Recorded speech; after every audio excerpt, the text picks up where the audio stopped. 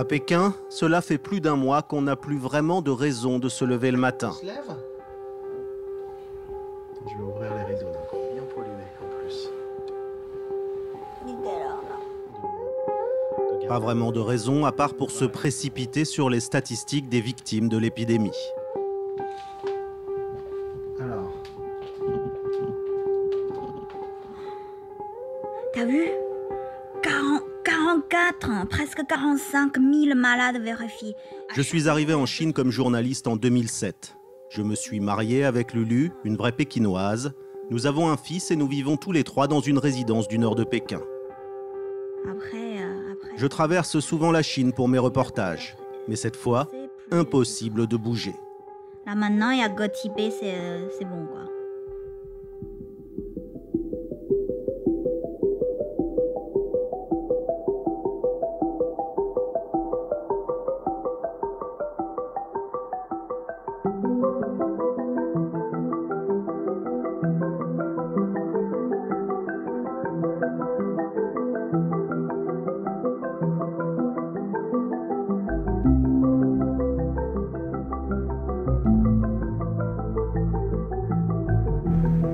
Autour des villes, des barrières se sont dressées partout. Autour des provinces, autour des quartiers et autour de chaque résidence. Chez moi, des types en uniforme contrôlent désormais les entrées et les sorties. Et c'est partout pareil.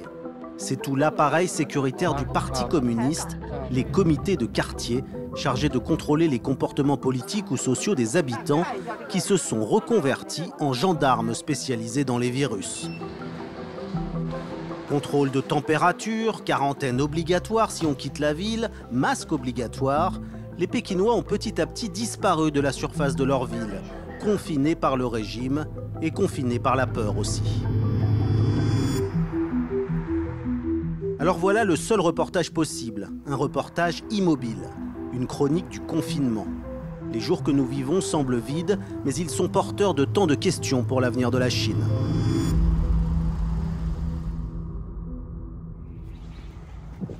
L'une des seules bonnes nouvelles, comme nous vivons ensemble 24 heures sur 24, la solidarité familiale ne s'est jamais aussi bien portée. J'arrive même à solliciter mon fils pour donner un coup de main. On va chercher l'eau ? Ouais. L'eau n'est pas potable au robinet, donc il faut se faire livrer ses bonbonnes presque chaque jour. Et depuis que notre quartier est fermé à toute personne extérieure, il faut aller chercher les bidons nous-mêmes. Mon fils a de la chance, la barrière qui condamne désormais l'entrée en bas de chez nous n'est pas très haute.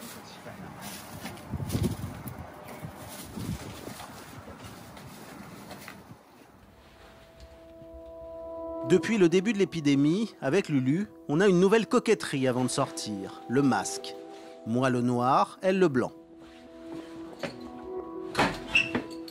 Lulu, ça l'ennuie parce qu'elle ne peut plus mettre de rouge à lèvres. Mais là, on n'a plus vraiment de choix. Depuis le début de la quarantaine, le masque est fortement conseillé. En réalité, ça veut dire qu'on est obligé de sortir avec, sinon on se fait arrêter. Voilà à quoi ressemble la dernière des 4 entrées de notre quartier encore ouverte, à un checkpoint. Et pour passer, on nous a distribué des cartes de sortie. Elles sont vérifiées à chaque passage. Si on est autorisé, on passe.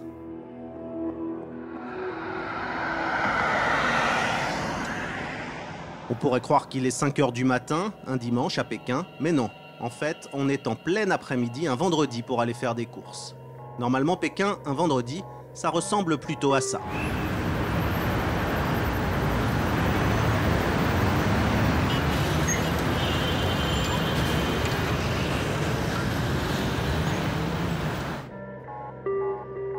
Alors même si ça fait du bien de ne plus être les uns sur les autres, là, on se sent quand même un peu seul.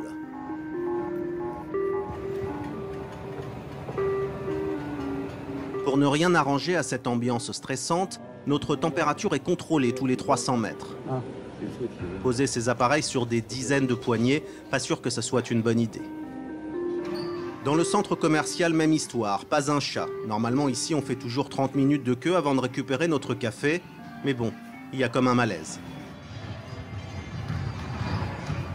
Heureusement que des jeunes occupent encore le terrain de basket pour redonner un peu de vie à tout ça. D'ailleurs, je me demande comment ils sont encore autorisés à jouer sans masque. On trouve encore des solutions hydroalcooliques. Mais on ne sait pas pour combien de temps. À l'entrée du supermarché, nouveau contrôle. Au moins là, il y a déjà un peu plus de monde. En même temps, depuis qu'on est en quarantaine, l'une de nos seules occupations, c'est de faire la cuisine. Les rayons du supermarché sont presque réconfortants. Presque, car tout le monde à Pékin a vu défiler sur les réseaux sociaux les images des étals vides de Wuhan. La situation dans le foyer de l'épidémie avec ses milliers de malades est dans toutes les têtes et alimente la peur générale. Pourtant, la situation à Pékin n'a rien à voir avec celle de Wuhan.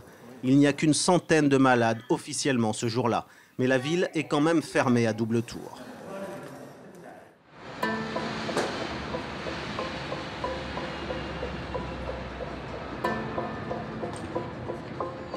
Je retrouve Mademoiselle Li, ma traductrice, dans le métro. Avant de lui dire bonjour, je connais sa température. 32,1 degrés en surface, nous dit l'écran. Toutes les entrées du métro sont désormais équipées de ce type de caméra thermique. Si votre température dépasse le seuil fatidique, 37,3 degrés, vous êtes isolé derrière cette barrière en attendant d'être envoyé à l'hôpital. Dans le métro, évidemment, un garde est là pour vérifier que tout le monde porte bien son masque. Encore faudrait-il qu'il y ait des gens à contrôler, car en temps normal, le métro pékinois, c'est plutôt ça.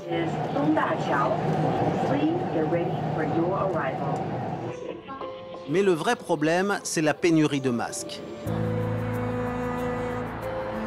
Nous partons à leur recherche avec Mademoiselle Li. Non, non, là c'est fermé. Allez voir devant. L'avant-garde dit qu'ils sont en rupture de stock. Bonjour, il vous reste des masques? Il me reste des masques électriques. Je peux les voir? Le seul masque qui lui reste coûte 40 €. Il n'hésite pas à nous le proposer. Est-ce que c'est efficace contre le virus? De quel virus tu parles? Eh bien, le coronavirus, l'épidémie. Quelle que soit la qualité du masque chirurgical que vous utilisez, vous devez le changer tous les 2 jours. Tous les 2 jours? Oui, tous les 2 jours, pour être sûr d'être bien protégé contre le virus. Alors qu'avec ce masque électrique, pas besoin de le changer. Vous pouvez l'utiliser sans problème pendant 2 mois. 2 mois. Mais est-ce que je peux acheter le genre de masque que vous portez? Non, je n'en ai plus, vous arrivez trop tard. Pour aujourd'hui, c'est fini, tout est parti. Je peux revenir demain et essayer d'en avoir? Oui, normalement, c'est le principe.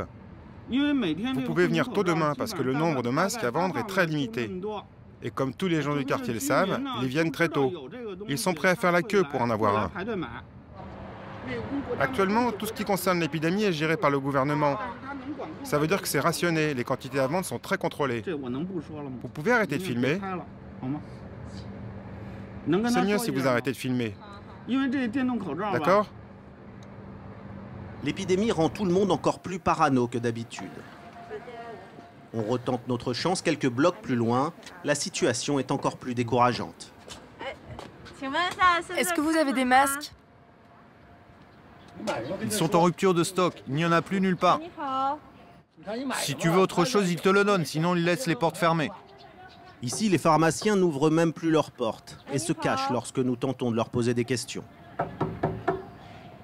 Au bout de quelques tentatives, une pharmacienne accepte finalement de nous donner quelques indications. Vous avez encore des masques? Et sinon, quand est-ce que vous en aurez? On n'a aucune information, on ne sait pas quand on en recevra d'autres. Mais comment lutter contre cette épidémie sans masque? La situation est kafkaïenne et explique aussi que la seule solution est d'enfermer tout le monde, ou presque. Je décide d'aller place Tiananmen pour constater la situation au cœur de la ville. Les trottoirs du centre-ville sont fermés, alors seule solution, faire le tour de la place en vélo.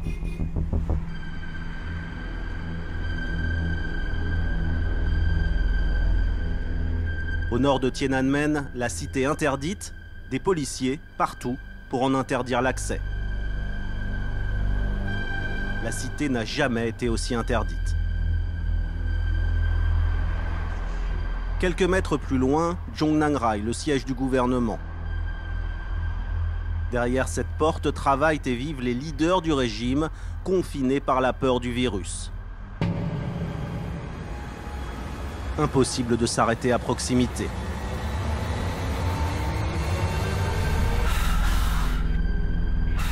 Enfin, dernier virage, le plus impressionnant.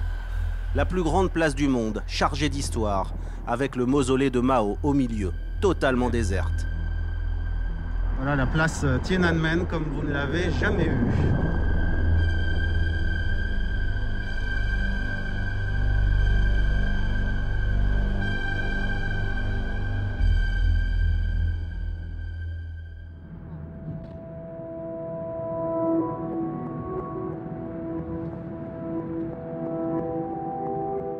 Vu le tournant que prennent les choses en bas de chez moi et dans le centre-ville, j'étais curieux de voir ce qu'il en était dans les quartiers plus populaires de la banlieue de Pékin. La mise en quarantaine est-elle la même? Là-bas, les entreprises logent leurs ouvriers dans des petites maisons à pièces uniques. Un modèle de la société ouvrière où personne n'oserait contredire la parole du régime. Monsieur Chen est chauffeur et vit dans ses résidences. Je l'ai engagé pour la journée pour me les faire visiter. Pour entrer, normalement, il faut vous enregistrer ici. Il faut que je descende leur expliquer, d'accord?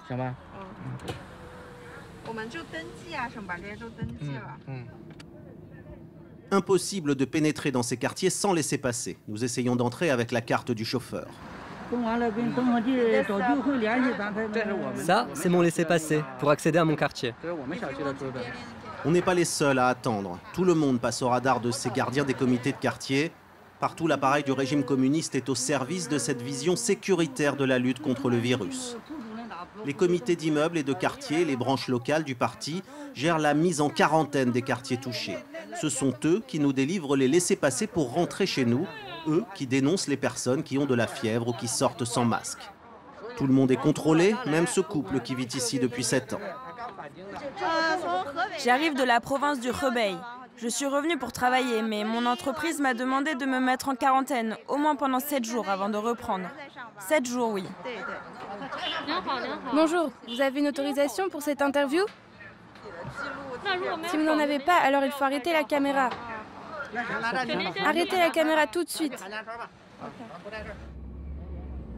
Impossible de rentrer sans les fameux laissez-passer. Nous tentons une entrée moins surveillée.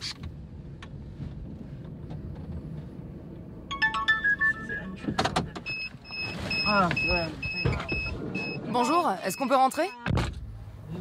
Vous ne pouvez pas entrer comme ça. Je ne sais même pas qui vous êtes. Est-ce que vous venez faire ici? On veut juste aller voir. Si vous voulez rentrer, il faut passer par l'autre porte. Ici, c'est interdit.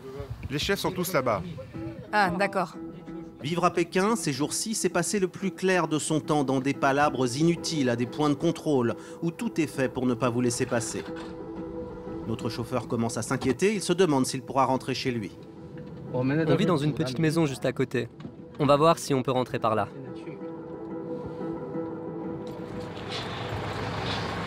Ça, c'est le point de contrôle. Depuis le début de la crise, les agents des comités de quartier se sont démultipliés. Des volontaires, comme ils se surnomment eux-mêmes, sont venus leur prêter main forte, tous unis derrière la nation pour lutter contre le virus. En réalité, avec ou sans brassard, ils sont payés par la mairie pour s'assurer que tout le monde suit les règles. Les contrôles sont stricts et les horaires d'entrée et de sortie très réglementés. Curieusement, ici on nous laisse passer. Quand les portes sont fermées, tu ne peux plus rentrer, quoi qu'il arrive. Moi, l'autre jour, j'ai dû dormir dehors dans ma voiture. Comme partout, les rues, les passages sont déserts. Difficile de trouver quelqu'un pour nous parler. Seule personne à l'horizon, cet homme qui n'est pas sorti depuis 2 jours. Là, j'ai pris des pommes de terre, des nouilles, de l'ail, du tofu, des légumes. Je suis allé faire les courses. Il faut que l'on achète plus que d'habitude, car nous sommes 3 à la maison, et il n'y a que moi qui sors. Je sors tous les 2-3 jours. Allez, merci. Aussi petites soient ces maisons d'ouvriers, tout le monde reste confiné à l'intérieur, sans récriminer. Ordre du régime. Plus au nord, un autre checkpoint nous arrête, cette fois au milieu de la route. Et les gardes aux cheveux ras sont plutôt nerveux. Vous allez où? On va juste là-bas pour faire demi-tour. Il faut prendre la température. Vous aussi, il faut prendre la température. Pas besoin, je viens d'être contrôlée. Si, il faut prendre la température. C'est bon, tu peux faire ton demi-tour.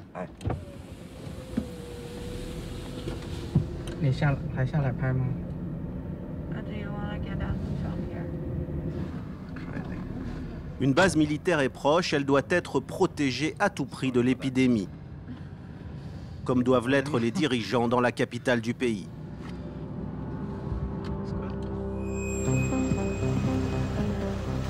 Quand je rentre chez moi, une drôle de surprise devant la porte.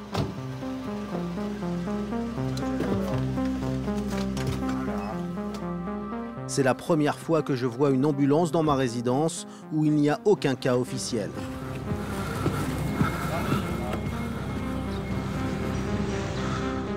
Pour nous rassurer, nous avons désormais la possibilité de vérifier presque en direct s'il y a des malades dans l'immeuble.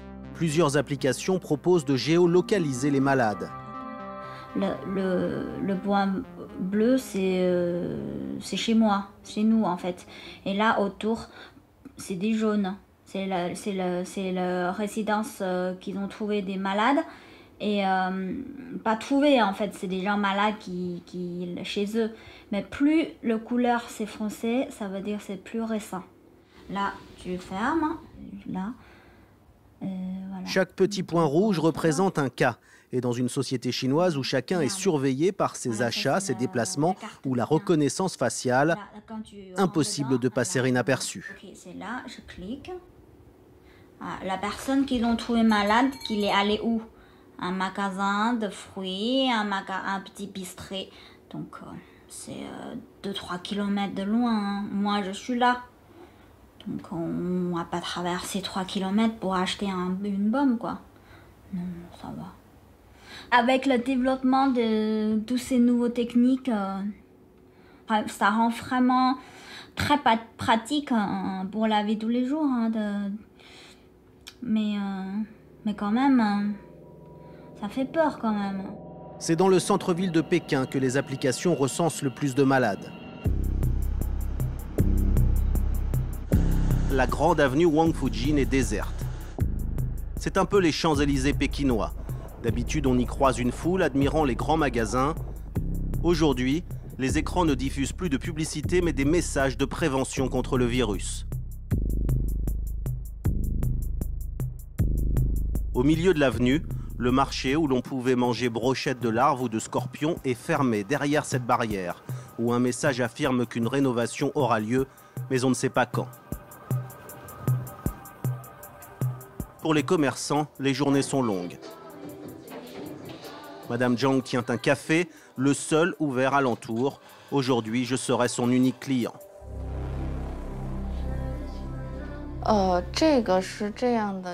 Quand l'épidémie a commencé, on a directement fait des estimations pour savoir comment on pouvait s'organiser. On s'est dit que ça pouvait durer jusqu'à la moitié de l'année. J'ai beaucoup d'amis dans le monde de la restauration qui sont dans la même situation que moi.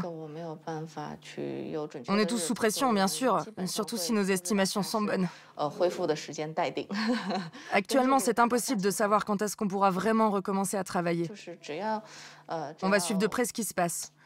En tout cas, dès que ça ira mieux, on l'entendra aux infos. Tous les jours, ils nous annoncent les chiffres de l'épidémie et nous, on calcule quand est-ce qu'on pourra rouvrir.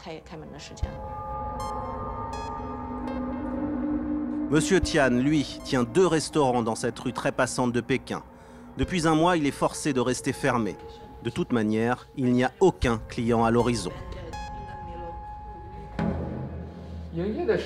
Avant l'épidémie, les étagères étaient remplies. Il y avait un large choix de nourriture. Les clients venaient choisir leurs plats, parmi l'ensemble des plats. Ensuite, ils allaient les peser, puis ils allaient payer là-bas. Puis ils s'asseyaient à une de ces tables.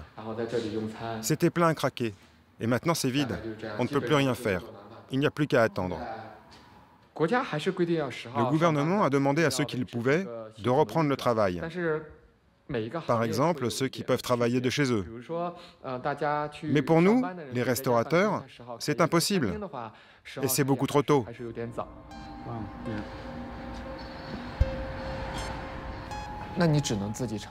Je n'ai pas d'autre solution que de supporter les pertes financières moi-même. Un ami m'a conseillé de négocier avec mon propriétaire, histoire de diminuer un peu mon loyer. Mais ça me gêne. Mon propriétaire aussi est affecté par l'épidémie. Son argent ne tombe pas du ciel non plus. Comment pourrais-je lui demander une chose pareille?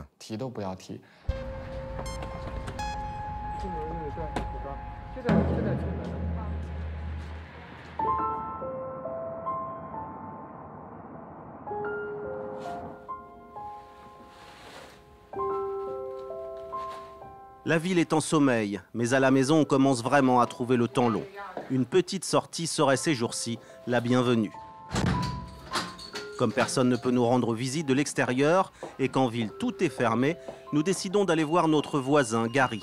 On ne se connaît pas vraiment, mais on se salue quand on se croise sur le parking. Hey. Hello, sir. Hello. How are you doing? Hard time. Yeah, it's hard time. Have a seat. Il vit avec sa femme et son chat. D'habitude, il vend des voitures d'occasion, mais là, comme tout le monde, il tourne en rond entre ces quatre murs depuis un mois. La salle de sport est fermée, les restaurants sont fermés, et même le coiffeur est fermé. Alors, c'est vraiment pas pratique. Alors je fais de mon mieux pour trouver des choses intéressantes à faire à la maison. Je joue aux jeux vidéo, je fais du sport. C'est tout, hein. C'est vraiment ennuyant. Ah, je m'ennuie tellement. Gary est autorisé à sortir, mais il ne met pas le nez dehors, il est trop inquiet. Tous les jours, je me réveille. La première chose que je fais, c'est regarder le nombre de morts. Ouais, tous les jours. Vous savez, je me sens vraiment concerné par ça. Depuis la mise en place de la quarantaine, il ne rate plus un seul journal de la CCTV, la chaîne d'État. En 2003, au moment de l'épidémie du SRAS, moi j'étais en 3e année d'université. À l'époque, je trouvais que les gens avaient moins peur que maintenant. C'est sûr, maintenant les gens sont bien plus effrayés par cette épidémie que par celle du SRAS. Les gens disent que si le climat a changé, c'est d'abord à cause de WeChat. Ils disent qu'à cause des réseaux sociaux, on communique beaucoup plus aujourd'hui, et donc on se transmet surtout notre peur. À l'époque du SRAS, il n'y avait pas de réseaux sociaux. En 2003, les officiels de Pékin, ils ont commis de graves erreurs. Ils ont caché la vérité, ça a posé de gros problèmes. Mais cette fois, je pense qu'ils ont fait des progrès et qu'ils gèrent plutôt bien la situation. Mais bon, peut-être qu'au début, quand même, ils ont un peu essayé de cacher des trucs. Je sais pas.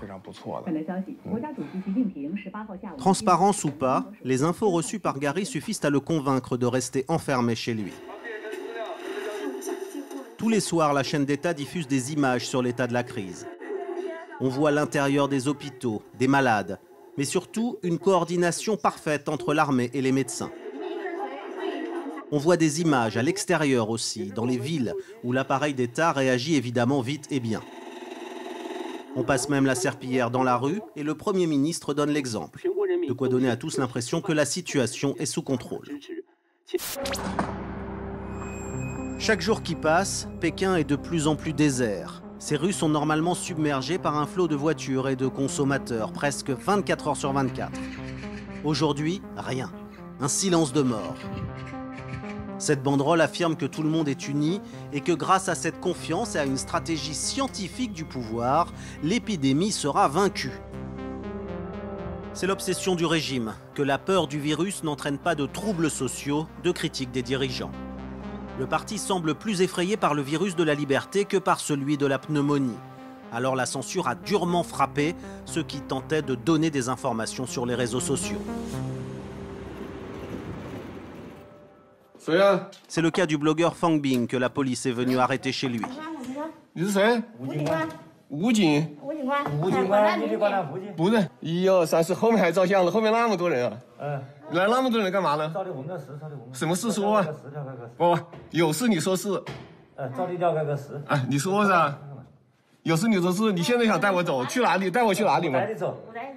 police finira par forcer la porte. Fang Bing n'a pas été revu depuis. Depuis le début de la crise, le blogueur filme tout ce qu'il voit à Wuhan et le poste sur les réseaux sociaux.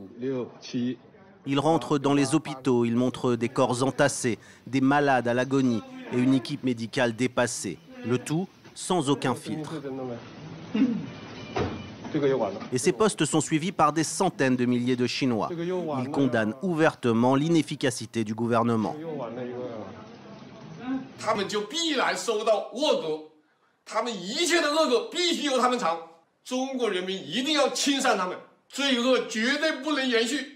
Un affront insupportable pour le régime chinois.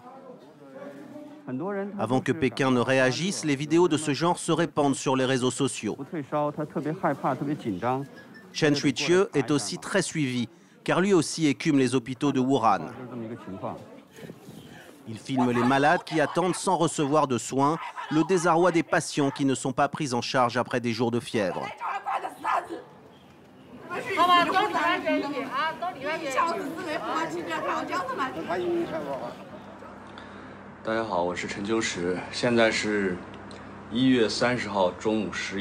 Cette vidéo est la dernière qu'il postera avant de disparaître en quarantaine forcée.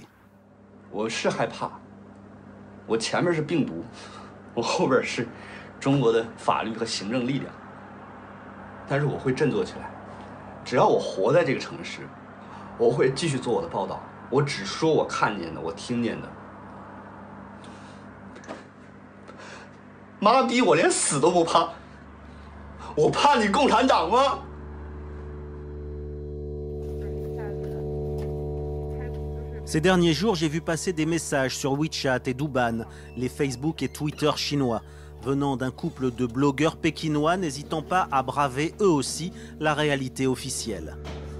Ils ont accepté un rendez-vous avec une traductrice dans leur petit appartement du centre-ville. Ça fait plusieurs jours qu'on n'est pas sortis, alors on boit beaucoup de thé pour s'occuper. Depuis le début de la crise, des citoyens se sont organisés et improvisés journalistes pour tenter de diffuser le maximum d'informations sur la situation en parallèle des médias officiels. Un semblant de liberté qui, en Chine, a toujours ses limites. Ce couple de blogueurs a tenté avec les moyens du bord de souffler un vent de révolte suite à la mort du docteur Li. Ce médecin de Wuhan a été le premier à alerter l'opinion publique sur cette épidémie. Arrêté par la police, il est mort à Wuhan, touché par le virus, devenant le symbole de l'absurdité de ce système qui étouffe tous ceux qui pourraient remettre en cause la stabilité du régime. Quand le docteur Li est mort, les gens étaient tristes et en colère. J'ai pensé que l'on pourrait honorer le docteur en mettant tous un dessin de son visage en photo de profil sur WeChat et Douban, ou en publiant des messages comme « S'exprimer n'est pas un crime » ou « Bon voyage au paradis ». Un peu comme une web manifestation. J'ai lancé le mouvement sur ces réseaux sociaux et en 30 minutes, des milliers d'internautes ont changé leurs photos de profil et partagé mes posts. La police d'Internet a été alertée et m'a donné un avertissement.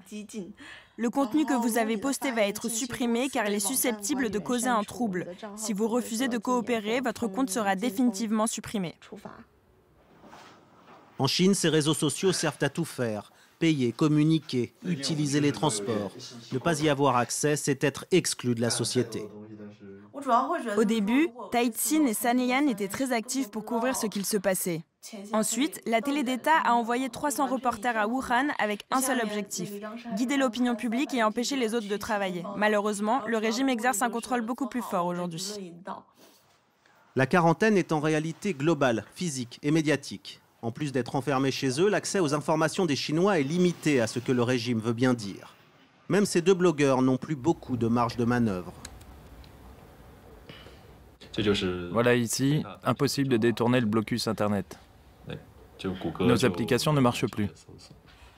Tous leurs outils informatiques pour contourner la censure et aller sur des sites interdits comme Twitter ont eux aussi été bloqués.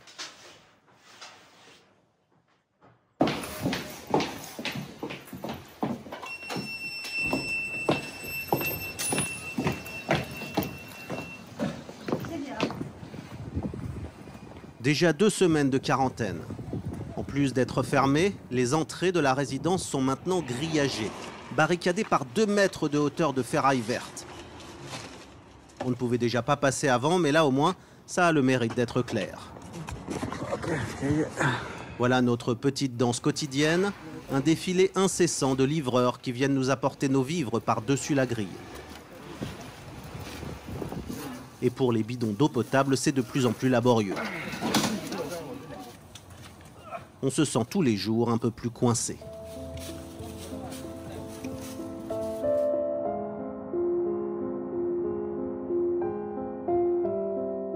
Lulu décide d'appeler sa cousine pour prendre des nouvelles de sa fille. Depuis plusieurs semaines, la petite fille de 7 ans est confinée dans l'appartement familial.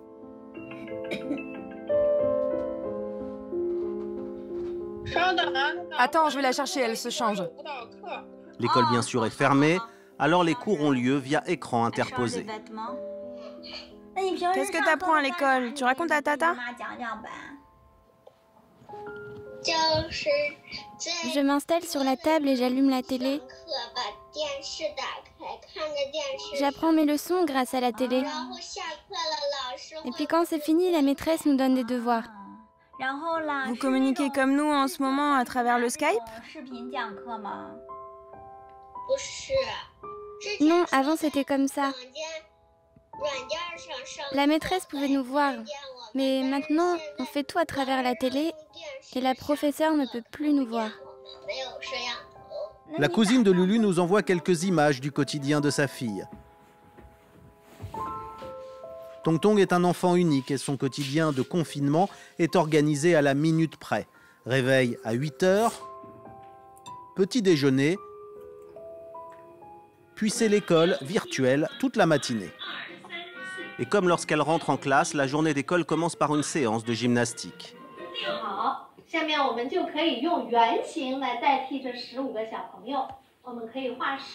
L'après-midi, place aux activités sportives.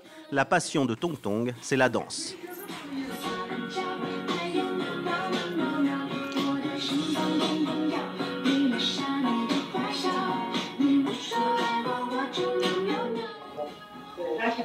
Ne force pas tes mouvements. Regarde, fais comme moi. Mais là, comme elle ne peut pas sortir, son prof, ils ont fait un truc en ligne. Les enfants, en direct en fait, ça. C'est pas enregistré, hein, c'est en direct. Et du coup, les enfants, il apprend comme ça. Qu'est-ce qu'elle porte sur la tête, ta prof? Un bandana. Elle ressemble à une actrice de l'opéra de Pékin.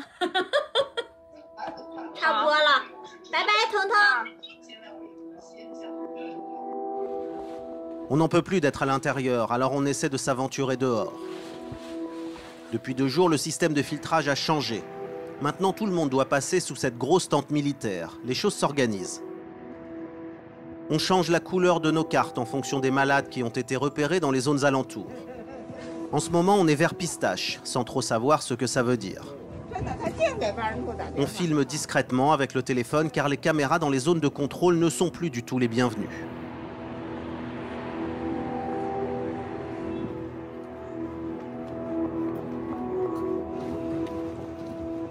Dehors, c'est encore pire qu'avant. C'est de plus en plus désert.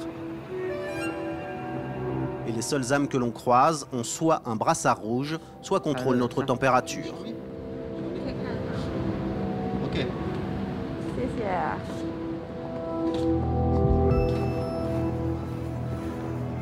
C'est trop vide, hein. Les joueurs de basket n'ont pas tenu non plus longtemps. Le terrain est condamné jusqu'à nouvel ordre.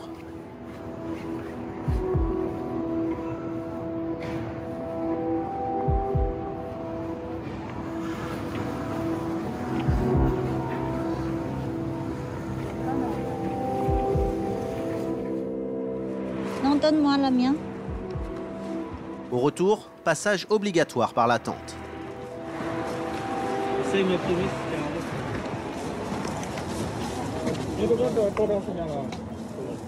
Votre carte, ça fait combien de temps que vous l'avez?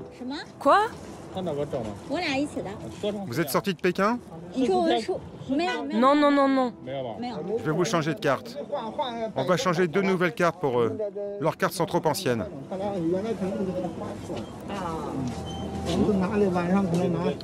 Pourquoi on doit changer?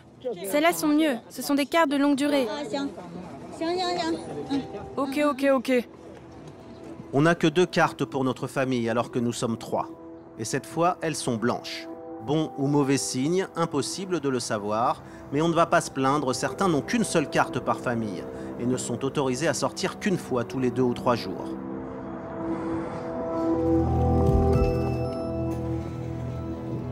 Quatrième semaine de quarantaine, désormais impossible de passer l'eau potable au-dessus de la grille. Chaque jour qui passe, la Chine se barricade un peu plus.